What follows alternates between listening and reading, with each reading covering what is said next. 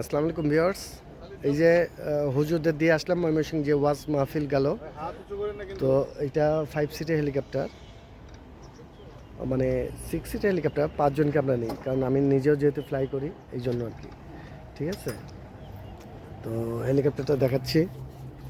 এই যে হেলিকপ্টারটা 5 সিটের, মানে 5 জনকে নিয়ে যাই। আর প্যাসেঞ্জার যদি 6 জনই হয় তাহলে 6 জনকে আমরা নিব, এই আর কি।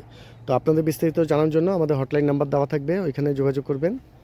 আর আমি ফেরদৌস আপনাদেরকে অবশ্যই ওয়েলকাম জানাই আমাদের ফ্লাই এইচএসবি পক্ষ থেকে। ধন্যবাদ।